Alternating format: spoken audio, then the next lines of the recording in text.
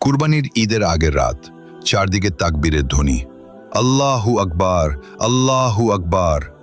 কিন্তু গ্রামের এক ছোট্ট ঘরে বসে কাঁদছিল 12 বছরের এতিম মেয়ে খাদিজা। তার মা অনেক আগেই দুনিয়া ছেড়ে চলে গেছেন।